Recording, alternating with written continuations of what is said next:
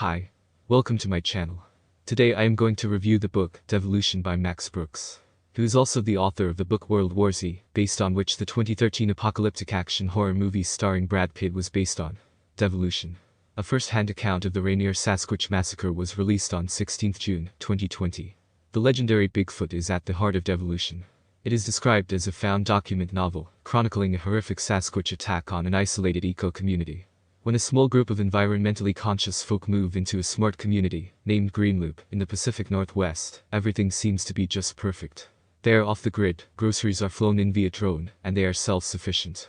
Until nearby Mount Rainier erupts.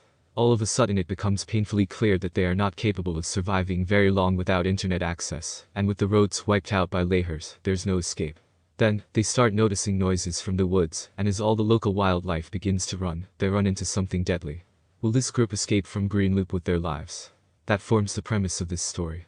Told through journal entries and interviews, we explore the last few weeks leading up to the Greenloop massacre and its horrifying conclusion. So, how is the story? Devolution is told for the most part as a found diary, which is simply not a good format for an action suspense story. Nothing the diarist in this case, a deeply generic woman named Katie, writes has any immediacy. It can't. When Brooks tries to capture that feeling of being in the moment anyway, it reads false, because you know Katie is scribbling all this down after the fact. And you know as long as Katie keeps writing, she's fine.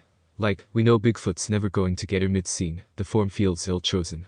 I just couldn't picture Katie rushing to record her thoughts and actions, as well as the movements of the Greenloop community, every time something happened.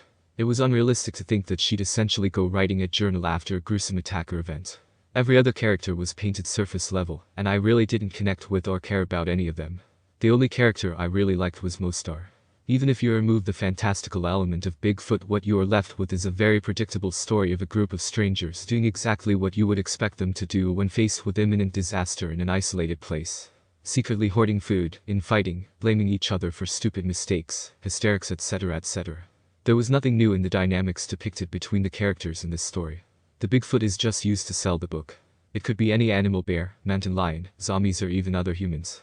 You can easily replace the Bigfoot with any plausible animal of your choice, and the plot would perfectly work fine. It's disheartening to see the legend being reduced to mere cheap thrills and shrieks. A different outlook on the Bigfoot legends and a different narrator would have saved this story. My rating for this book is 2 out of 5. But this book has some strong ratings on Goodreads. Maybe you could give it a try if you wish for a generic fast-paced horror novel. Remember that these are only my views.